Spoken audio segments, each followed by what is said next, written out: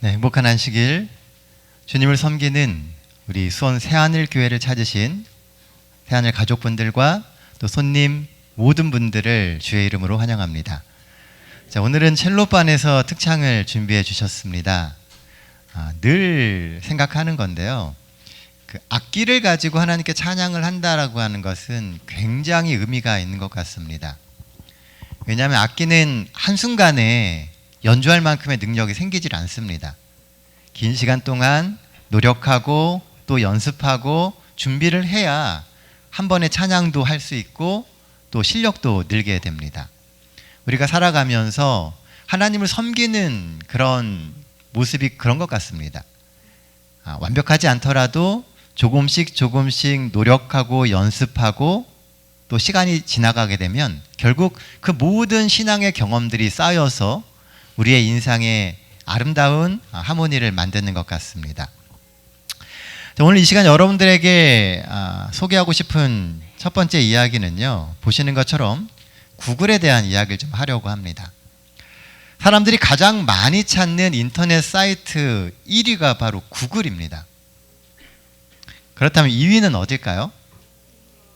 네, 옆에 있죠? 네, 빙이라고 하는 겁니다. 사람들이 대부분 이 구글은 아는데요, 빙은 잘 모릅니다. 이 빙이 어디서 만든 거냐 하면은요, 마이크로소프트사라고 하는 데서 만든 겁니다. 여러분들 컴퓨터를 사시면 이 애플 컴퓨터가 아닌 이상 대부분의 컴퓨터들은요, 전부 다 이 윈도우즈가 깔려져 있고요, 거기에 기본 검색 프로그램으로 설정되어 있는 것이 빙입니다. 그래서 컴퓨터를 쓰는 사람들은 대부분 다 처음에 빙을 사용하게 됩니다. 시간이 지나면서 물론 자신이 원하는 다른 것을 사용하게 되기는 해요. 그러다 보니까 이 빙은 방문 횟수가 많은 것에 비해서 이용률이 현격히 떨어집니다. 우리가 쓰는 윈도우즈 컴퓨터는 대부분 이렇게 기본 세팅이 되어 있는데도요, 이 빙이 구글을 이기지 못하는 이유가 혹시 뭘까요? 모두가 쓰는 그 컴퓨터에 기본 프로그램으로 설정이 되어 있음에도 불구하고 이 빙이 절대로 구글을 못 이깁니다. 그 이유는 여러분들의 손안에 있습니다. 우리가 들고 다니는 핸드폰의 기본 검색 프로그램이 구글이기 때문에 그렇습니다. 실제로 이 구글이 핸드폰의 첫 페이지에 구글을 기본으로 띄우는 조건을 위해서 수조 원 이상의 돈을 계속 지불하고 있다고 합니다. 학자들의 연구에 따르면은요, 그들이 그렇게 할 수밖에 없는 이유가 있다고 그래요. 사람들은 대부분 주어진 환경을 바꾸지 않고 순응하려고 하는 경향이 있습니다. 인터넷이 켜지면 나오는 사이트를 그냥 사용하고 검색을 하고 검색해서 맨 위에 나오는 그 무엇인가를 구입하고 사용하게 된다고 합니다. 원하는 것을 선택하지 않고요, 보이는 대로 선택하는 이런 습관 때문에 구글도 또 마이크로소프트사도 검색 사이트의 첫 화면을 장악하기 위한 보이지 않는 전쟁을 하게 되는 겁니다. 수조 원의 돈을 지불을 해도요, 그 이상의 돈을 벌어들이기 때문에 그런 전쟁을 하게 되는 것이죠. 생각하는 대로 살지 않으면 결국 사는 대로 생각하게 됩니다. 오늘 우리가 무엇을 위해 살고 무엇을 향해 살고 있는지를 생각하지 않으면 그냥 사는 대로 생각하게 된다는 거죠. 우리의 하루는 무엇을 위해 시작하며 하루의 마지막은 무엇을 생각하며 마무리하고 있습니까? 하루하루 그저 주어진 일에 치여 살면서 하루를 끝내지 말고 하나님의 나라를 생각하고 그리스도인으로서의 삶의 가치를 자주 묵상하며 하루의 시작과 끝을 마무리해 보는 것은 어떨까요? 하루의 시작과 끝을 말씀과 기도로 주님께서 주신 그 삶의 방향에 맞춰 보시길 바랍니다. 하나님의 나라는 우리가 그런 선택을 하게 될 때 바로 오늘 우리의 삶에서 펼쳐지게 될 것입니다. 자, 오늘 함께 은혜를 나눌 말씀은 이사야 11장 1절로 5절에 있는 말씀입니다. 제목은 이상한 나라의 한 싹입니다. 다 함께 성경 말씀 이사야 11장 1절로 5절에 있는 말씀 같이 보도록 하겠습니다. 구약성경 이사야서 11장 1절로 5절입니다. 구약성경 981페이지에 있는 말씀입니다. 자, 검은색은 제가 읽고 빨간색으로 된 부분은 우리 성도님들께서 함께 읽어주시기를 부탁드립니다. 자, 1절입니다. 이새의 줄기에서 한 싹이 나며 그 뿌리에서 한 가지가 나서 결실할 것이요 그 위에 여호와의 영 곧 지혜와 총명의 영이요 모략과 재능의 영이요 지식과 여호와를 경외하는 영이 강림하시리니 그가 여호와를 경외함으로 즐거움을 삼을 것이며 그의 눈에 보이는 대로 심판하지 아니하며 그의 귀에 들리는 대로 판단하지 아니하며 공의로 가난한 자를 심판하며 정직으로 세상의 겸손한 자를 판단할 것이며 그의 입에 막대기로 세상을 치며 그의 입술의 기운으로 악인을 죽일 것이며 공의로 그 허리띠를 삼으며 성실로 그의 몸에 띠를 삼으리라. 네, 감사합니다. 자, 오늘 본문의 이야기는 익숙한 듯 익숙하지 않은 이야기입니다. 어디선가 들어본 적이 있는 것 같은데 또 읽어보면 좀 생소한 것처럼 느껴지는 그런 말씀이죠. 오늘 본문의 말씀을 쓰게 된 이사야는요, 바벨론 유수를 앞둔 시기에 활동하던 선지자였습니다. 이스라엘 백성들이 바벨론이라고 하는 나라에 잡혀가게 되는 것을 바벨론 유수라고 했거든요. 근데 그 바벨론 유수를 앞두고 활동했던 그 선지자가 바로 이사야였습니다. 그 시기는 영적으로 가장 혼란한 시대였고 다가오게 되는 심판의 시대를 어떻게 살아야 하는지 또 어디에 희망을 붙들고 또 그 암울한 시대를 살아야 할지를 전했던 선지자가 바로 이사야 선지자였다라는 것입니다. 그래서 우리가 이사야서를 읽어보면 굉장히 환상적인 이야기도 펼쳐지고요. 그리고 아주 참혹한 이야기도 나오고 있습니다.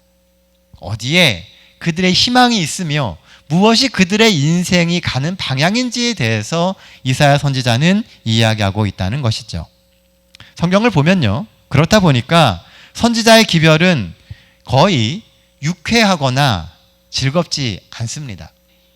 우리의 정말 감추고 싶은 치부들을 이렇게 막 드러내는 경우가 굉장히 많아요. 늘 심판을 말하거나 이스라엘의 죄악을 지적합니다. 그래서 부담스럽고 피하고 싶어지는 것이 선지자들의 기별이죠. 그런데 모든 선지자의 기별이 결국은 하나의 해결책을 말합니다. 부담스럽고 어려운 이야기를 하는데 결국 그 모든 상황들을 반전시킬 수 있는 그 해결책은 바로 오실 메시아다라고 이야기하고 있다는 거죠. 우리네 인생에는 답이 없지만 이 모든 혼돈과 막막함을 한 번에 정리하실 예수 그리스도에 대한 소망이 인류의 모든 문제의 해결책이라고 선지자의 글은 전하고 있습니다. 그래서 바벨론 시대를 예언하는 선지자 이사야가 전했던 희망 역시 언젠가 오실 메시아였습니다. 자, 그럼 우리가 희망을 두고 있는 우리의 희망이 되시는 하나님은 어떤 분일까요? 오늘 말씀의 제목이 이상한 나라의 한 싹입니다. 이사야가 묘사하는 하나님의 나라는 좀 이상한 나라예요. 우리가 일반적으로 보고 일반적으로 경험한 그런 나라가 아니라는 거죠. 그리고 그 나라를 시작하게 되는 그 한 싹이 바로 예수 그리스도라고 얘기하는 것입니다. 이사야가 말하는 하나님은 첫째, 공의로우신 분입니다. 자, 4절 말씀입니다. 공의로 가난한 자를 심판하며 정직으로 세상의 겸손한 자를 판단할 것이며 그의 입에 막대기로 세상을 치며 그의 입술의 기운으로 악인을 죽일 것이며. 하나님은 공의롭다라고 하는 말을 우리는 정말 많이 듣습니다. 하나님은 공의로우신 분이래요. 근데 공의가 뭘까요? 여러분들이 생각하시는 공의는 어떤 것입니까? 하나님이 공의롭다고 이야기하잖아요. 그럼 도대체 공의가 뭐냐는 거죠. 한마디로 공의라고 하는 말의 뜻은요, 공평하며 의롭다라고 하는 뜻입니다. 그런데 공평하고 의로운 것이 좋은 것인가에 대해서 우리는 좀 생각해 볼 필요가 있다는 거죠. 머리로 생각하면 참 좋은데요. 기분상으로는 그닥 좋지 않은 경우들이 종종 있습니다. 예를 들면은 우리가 누군가를 사랑합니다.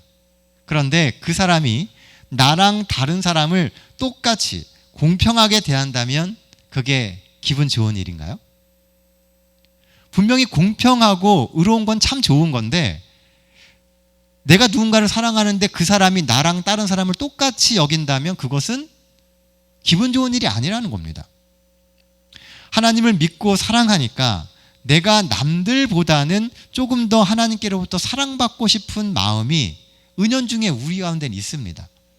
내가 하나님을 예배하고 하나님께 사랑을 쏟는 만큼 하나님도 나를 좀 특별히 여겨주셨으면 좋겠다라는 생각들을 우리는 가지고 있다는 거죠. 왜냐하면 믿음에서는요, 우리가 남들보다 조금 더 유리한 위치에 있다라고 우리는 생각하기 때문입니다. 내가 그래도 저 세상 사람들보다는 하나님을 믿고 조금 더 나은 위치에 있으니까 하나님이 나를 조금 더 유리하게 평가해 주시지 않을까라고 하는 생각을 우리는 은연중에 하고 있다는 것이죠. 반면 우리가 좀 불리한 위치에 있으면요, 하나님의 공의는 우리가 의지할 수 있는 희망이자 비빌 언덕이 되기도 합니다. 왜냐하면 내가 좀 부족해도 하나님의 공의에 의지해서 작은 희망을 품을 수 있기 때문에 그렇습니다. 우리가 뭔가를 가지고 있고 조금 더 유리한 위치에 있을 때는 공의가 그닥 달갑지 않습니다. 그러나 우리가 연약한 가운데 놓여지게 되고 불리한 상황 가운데 있게 될 때에는 하나님의 공의라고 하는 것이 우리가 소망을 품고 살아갈 수 있는 그 계기가 될 수 있다는 것입니다. 그런 의미에서 방금 읽어본 이 4절 말씀을 잘 보면은요, 이 공의가 필요한 사람이 누구라고 얘기하고 있습니까? 가난한 자라고 이야기하고 있다는 겁니다. 이것은 물질적인 가난함뿐만이 아니라 힘이 없는 사회적 약자를 의미할 수도 있습니다. 힘이 있는 사람은 스스로 자기를 지킬 수 있어요. 그러나 힘이 없는 사람은 스스로 자기를 지킬 수가 없습니다. 오늘날은 이 공정이나 공의라고 하는 단어의 의미가 잘 지켜지지 않는 세상입니다. 왜냐하면 사람들은 그 사람 자체를 보기보다는 그 사람의 능력이나 지위를 먼저 보는 경우가 많기 때문에 그렇습니다. 그래서 공평하게 보지 않아요. 우리가 강자의 위치에 있을 때는 그게 아무런 문제가 아닌 것처럼 보여지지만 우리가 약자의 위치에 있을 때에는 그것이 굉장히 크게 다가오게 된다는 것이죠. 그러다 보니 튼케라고 하는 말이요, 공공연하게 쓰여지고 당연시 여겨지는 세상을 우리는 살아가고 있습니다. 작년 말에요, 한겨레 21이라고 하는 시사 주간지에 한 50대 늦가기 대학생이 된 여성 기자의 경험담이 올라온 적이 있습니다. 독일에 있는 한 대학을 이 필자가 다니게 되었습니다. 그런데 그 대학에서 수강 신청을 하는 그 내용을 이렇게 기고를 해놓은 겁니다. 그녀가 다니는 대학은요, 새 학기가 되면 학생과 교직원들이 모두 온라인 회의실에 모여가지고 수강 신청을 한답니다. 다 하나의 회의실에 들어온대요. 그런데 재밌는 것은 특정 과목에 학생들이 몰리면 그 자리에서 제비뽑기를 해가지고선 수강생을 결정한다고 합니다. 또한 모든 학생들에게는 조커라고 불리우는 수강 신청 우선권이 한 장씩 있습니다. 그러니까 정말 본인이 듣고 싶은 과목이 있으면 그걸 써서 그 과목을 들을 수 있어요. 그런데 문제는요, 돌봐야 할 아기가 있는 부모나 장애가 있는 학생, 또 학생회의 일을 맡아서 하는 사람들은 조커를 추가로 받을 수 있다는 겁니다. 그러니까 뭔가 좀 불리하고 좀 어려운 위치에 있는 사람들에게는 약간의 특혜나 도움이 주어지게 된다는 것이죠. 그나마 코로나19를 계기로 온라인 회의로 바뀐 것이지, 그전에는 모든 학생들이 강당에 모여서요, 하루 종일 수강 신청을 했답니다. 자기 수업하는 데 가서 직접 적고 신청하고 인원 배분을 하고 하는 일들을 해왔었다는 것입니다. 그 이유는 집에 쓰는 인터넷 속도가 느리거나 컴퓨터를 잘 다루지 못하는 사람들이 불리함을 겪어서는 안 되기 때문이라고 합니다. 한국에서는 말도 안 되는 이야기죠. 아마 역차별이라고 더 큰 문제가 발생됐을 겁니다. 정의는 무엇인가라는 그 강의로 유명한 마이클 샌들이라고 하는 분이요. 그의 책 공정하다는 착각에서 이렇게 이야기를 하고 있습니다. 능력주의 시대의 고등교육은 사회적 이동성의 엔진이 되지 못하고 있으며 특권층 부모가 자녀에게 특권을 물려줄 좋은 기회만을 제공한다. 그러므로 일정 수준을 넘은 학생들을 모아 차라리 제비뽑기로 대학 신입생을 선발함으로써 능력주의를 넘어서야 한다라고 주장했습니다. 여러분들은 이 생각에 대해서 어떻게 생각하십니까? 아주 꿈과 같은 이상적인 이야기입니다. 그러나 이 공정함이라고 하는 그 뜻과 관련해서 이 마이클 샌델의 이야기는요, 충분히 더 생각해 볼 만한 여지가 있다고 생각합니다. 우리는 당연하다고 생각하고 있는 많은 것들이 사실은 우리가 누리고 있는 특권일 수 있다는 거죠. 하나님은 공의롭다라고 하는 그 말 가운데는 우리가 누리고 있는 그 특권이 사실은 우리가 누리지 말아야 할 특권임을 의미하기도 합니다. 그래서 너무 많은 것을 갖거나 너무 많은 것을 우리가 차지하는 것이 좋지 않다라고 하는 의미도 이 가운데 들어 있다는 것이죠. 하나님의 공의라는 것은 결국 온 인류가 편견 없이 바라보시는, 온 인류를 편견 없이 바라보시는 하나님의 사랑을 의미하기도 합니다. 하나님께서 가난한 자를 공의로움으로 심판하고 판단하신다고 말하는 이사야는 비록 우리가 힘의 논리가 뒤흔드는 세상에서 살고 있지만 세상의 흐름에 편승하지 않고 사는 게 중요하다고 말하는 것입니다. 힘을 가진 바벨론에 굴복하며 사는 삶이 아닌 하나님의 나라의 원칙을 붙들고 믿음으로 살아야 함을 다시금 강조합니다. 이 세상은 막강한 힘을 가진 그 사람들과 타협하고 또 때때로는 거기에 붙어 있어야 살 수 있다라고 말합니다. 하지만 이사야는 하나님의 말씀을 따라 사는 가난한 자와 겸손한 자를 하나님이 지키신다라고 이야기하고 있다는 거죠. 이사야의 이런 설교가 옳은가요? 이사야의 이런 이야기가 우리의 삶 속에 설득력이 있습니까? 가난한 자가 복이 있다는 예수님의 말씀을 여러분은 여전히 옳다고 생각하시나요? 하나님의 말씀을 우리는 읽으면서 깊이 생각해 볼 필요가 있습니다. 정말 그것이 옳다라고 우리도 동의하는지.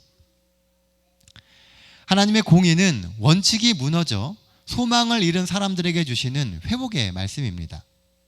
비록 지금은 혼란과 부조리 속에 살아가지만 재림의 날 하나님은 그 모든 것을 바로잡고 옳음이 무엇인지를 우리에게 보여주실 것입니다.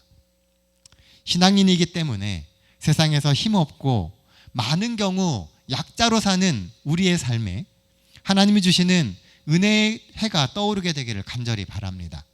그래서 그 공의라고 하는 것이 오늘 우리의 삶의 문제를 회복하고 극복하고 해결할 수 있는 열쇠임을 다시금 믿게 되시는 우리 모든 성도님들 되시기를 간절히 바랍니다.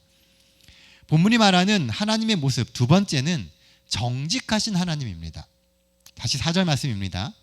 공의로 가난한 자를 심판하며 정직으로 세상의 겸손한 자를 판단할 것이며, 공의가 가난한 자에게 필요한 것이라면 정직은 겸손한 자와 연결됩니다. 그런데 정직으로 겸손한 자를 뭐 하신다고 얘기를 해요? 판단하신다는 겁니다. 왠지 겸손이 진짜 정직한 것인지 판단하신다는 말씀처럼 보이지는 않습니까? 저는 이 말씀을 읽으면서 하나님께서 우리의 겸손을 판단하신다라는 생각을 하게 되었습니다. 6절부터 이어져 나오는 말씀은요, 우리가 어린이반 성경학교 시간에 아주 많이 들어본 이야기입니다. 이리와 어린 양이 함께 살고 표범이 어린 염소와 함께 누우며 사자가 소처럼 풀을 뜯어먹고 어른아이가 독사의 구멍에 손을 넣어도 아무 문제가 없는 그런 세상에 대해서 설명을 합니다. 앞에서는 공의의 얘기와 그 다음에 이 겸손에 대한 이야기와 정직에 대한 얘기를 해가면서 이어져 나오는 이야기가 우리가 성경학교 때 들었던 그 이야기라는 거죠. 하나님께서 하시는 그런 일들이 세상에 펼쳐지게 될 때 우리가 경험하게 될 세상이 이런 세상이 되게 될 거라는 것입니다. 정말 만화에나 나올 법한 그런 이야기들입니다. 이처럼 이사야가 꿈꾸는 세상은요, 완벽한 평화가 실현되는 세상입니다. 더는 잡아먹거나 잡혀먹히는 일이 일어나지 않습니다. 경쟁에서 이기고 밟고 올라가는 일도 그 하늘에는 없습니다. 쉽게 말해서 더 이상은 생존의 위기를 느끼지 않아도 되는 세상이라는 겁니다. 불안감이 없고 위험도 없으며 두려움도 없고 잘난 척도 없습니다. 참 멋진 세상이죠. 또 얼마 전 신문을 보다가요, 이 서울에 도봉고등학교라고 하는 곳이 폐교 예정이라고 하는 기사를 제가 읽게 되었습니다. 이유는 학생이 없기 때문에 그래요. 작년에 신입생이 42명 들어왔답니다. 학교에 새로운 학생이 42명밖에 오지 않은 거예요. 그래서 자연스럽게 폐교에 이르게 되게 됐다라고 이야기를 합니다. 문득 우리나라가 세계 최고의 저출산 국가가 되었다라고 하는 뉴스가 떠올랐습니다. 왜 부모들이 아이들을 낳지 않으려고 할까요? 양육비 부담, 여성의 육아 환경이 좋지 않아서 등등 국가는 여러 가지 이유들을 분석하지만 잘 생각해 보면요, 이 세상이 점점 아이를 키우기에 힘든 세상이 되기 때문입니다. 그런 불안과 두려움 속에 나 하나도 지키며 살기가 어려운데 아이까지 낳아서 키울 엄두가 나지 않는 것입니다. 그렇다면 모두가 이런 세상이 되면 안 된다는 사실을 공감하는데 왜 이런 환경이 개선되지 않고 나날이 더 악화되는 것일까요? 그것은 나는 아니라고 생각하는 사람들 때문이라고 생각합니다. 겸손과 정직을 가장하며 살지만 삶의 중요한 순간에는 나 하나쯤이야, 또는 내가 내 인생 사는데 뭐가 어때서 라고 말하며 자신의 욕망대로 사는 사람들 때문이 아닐까요? 변화되는 세상에 대해서는 이야기를 하지만 정작 자신은 변할 생각이 없는 사람들이 많아지기에 세상은 쉽게 변하지 않는 것입니다. 그들은 늘 나는 문제가 없는데 상대방이 문제가 있다고 생각합니다. 문제의 원인이 그들에게 있기 때문에 세상이 안 바뀐다고 이야기한다는 거죠. 그래서 상대가 변하기만 하면 얼마든지 세상도 바뀌고 모두가 평화롭게 지낼 수 있다라고 생각합니다. 그런데 문제는 서로가 똑같이 이런 생각을 하고 있다는 거예요. 다 남이 바뀌어야 되지 내가 바뀌어야 된다고 생각하지 않는다는 겁니다. 겸손이 뭘까요? 예수 그리스도를 바라보며 모든 문제의 근원을 내 속에서 찾는 것이 겸손입니다. 그래서 내 삶에서 예수 그리스도가 반드시 필요함을 고백하며 사는 것이 겸손한 삶입니다. 내게 굉장한 능력이 있는 것처럼 보여지고 내게 수많은 선택의 기회가 있는 것처럼 보여지지만 그 모든 것들을 그리스도 앞에 내려놓고 하나님이 꼭 필요하고 하나님의 선택이 내 인생에 필요합니다라고 고백할 수 있는 것이 겸손이라고 하는 것입니다. 아담과 하와의 범죄 이후로 교만은 사람들에게 아주 자연스러운 것이 되었습니다. 교만하려고 해서 교만해지는 게 아니고요, 나도 모르는 사이에 교만해집니다. 아는 것이 많아지게 되고 가진 것이 많아지게 되고 사회적인 지위가 높아지면 높아질수록 우리가 기득권이 되어가면 되어갈수록 우리는 우리도 모르는 사이에 교만해지게 되는 것입니다. 교만처럼 간교하게 잘 감춰지는 것이 없습니다. 교만은 우리가 잘 감출 수 있어요. 아주 겸손해 보일 수 있습니다. 그런데 우리 속에 자리 잡은 그 교만을 없애는 것은 쉽지가 않다는 것입니다. 교만은 배우지 않아도 저절로 생깁니다. 하지만 겸손은 절대로 저절로 생겨나지 않습니다. 겸손은 내가 얼마나 연약하고 무능한지를 주께 고백하고 주의 도우심을 구할 때 비로소 우리의 삶에 자리를 잡습니다. 주 앞에 내 연약함을 내려놓아야 비로소 주님의 도움으로 겸손하게 되는 그런 은혜를 받을 수 있게 되는 것입니다. 겸손은 소원해야 하고요. 겸손을 위해 기도해야 하며 겸손을 실천해야 합니다. 교만은 저절로 생겨나지만 겸손은 저절로 생겨나지 않기 때문에 그렇습니다. 그래서 우리의 시선을 좀 바꿔야 돼요. 우리의 마음을 바꿔야 되고 우리가 절대적으로 옳다라고 하는, 내가 절대적으로 옳다라고 하는 그 생각을 버려야만 합니다. 여러분들 타조 아시죠? 타조는 위험에 처하면은 땅에 구멍을 파서 머리를 집어넣는 습성이 있다고 합니다. 사람들은 이 모습을 보며 타조가 멍청해서 위험에 처하면 구덩이에 머리를 파묻고 적이 사라진 줄 착각한다라고 생각을 했습니다. 그런데요, 요즘 학자들의 연구에 따르면 이 해석은 완전히 잘못된 것이랍니다. 타조의 키는 평균 2m 정도 됩니다. 그래서 멀리서도 적이 쉽게 발견할 수가 있어요. 그래서 적이 나타날 때는 빨리 머리를 숙여서 몸을 숨겨야 합니다. 또한 타조는 또한 청력이 아주 좋습니다. 그래서 땅에다가 귀를 대면 그 진동을 통해서 어디서 어떤 종류의 적이 어떤 속도로 오는지를 판단할 수 있다고 합니다. 타조의 달리기 속도는요, 사자를 비롯한 대부분의 맹수보다 빠르기 때문에 적이 오는 방향만 제대로 파악하면 안전하게 도망칠 수 있습니다. 그동안 우리는 타조의 그 어리석은 행동으로 보았던 머리를 박는 그 습관이요, 사실은 하나님이 타조에게 주셨던 지혜였던 것입니다. 우리는 우리가 모든 것을 알고 있고 우리가 절대적으로 옳다고 생각합니다. 그러나 조금만 더 주의를 기울여 보면요, 우리보다 더 지혜로운 사람들이 존재하고 우리가 틀렸다고 생각하는 그 삶의 방식이 사실은 맞다라고 하는 것을 경험할 수 있게 된다는 것이죠. 우리의 지식과 깨달음은 분명한 한계에 있기에 무엇이든지 섣불리 판단해서는 안 됩니다. 불완전한 우리가 믿을 수 있는 분은 오직 완전한 지혜와 전능한 능력을 가지고 계신 하나님 뿐입니다. 내 생각과 내 판단이 틀릴 수 있다라고 하는 겸손의 자세를 가지십시오. 하나님은 그 겸손의 자세를 판단하실 겁니다. 어떻게요? 저는 9절의 말씀에서 그 답을 찾았습니다. 여호와를 아는 지식의 충만함이 그 답이다라고 이야기하는 것입니다. 자, 9절 말씀입니다. 내가 거룩한 산 모든 곳에서 해됨도 없고 상함도 없을 것이니 이는 물이 바다를 덮음같이 여호와를 아는 지식이 세상에 충만할 것임이라. 익숙한 말씀이 여기 있죠. 여호와를 아는 지식이 세상에 충만하니까 하나님 앞에 겸손할 수 있고, 그런 겸손한 사람들이 사는 세상에는 이리와 어린 양이 함께 지낼 수 있다는 겁니다. 더 이상 먹는 사람도 없고 먹히는 존재도 없다는 것입니다. 근데 독일어 루터 성경에는요, 하나님을 아는 지식을 여호와를 인식함이라고 표현을 하고 있습니다. 하나님을 아는 지식이라는 것은 하나님이 계심을 인식하며 사는 것이다 라고 하는 것이죠.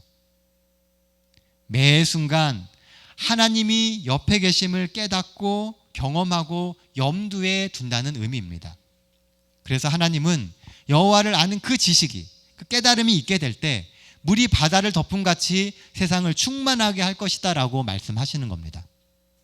우리가 하나님이 내 옆에 계심을 인식하며 살게 될 때 우리가 사는 이 세상이 하나님이 이야기하시는, 이사야가 꿈꾸는 그 멋진 세상이 될 수 있다라고 이야기하시는 겁니다.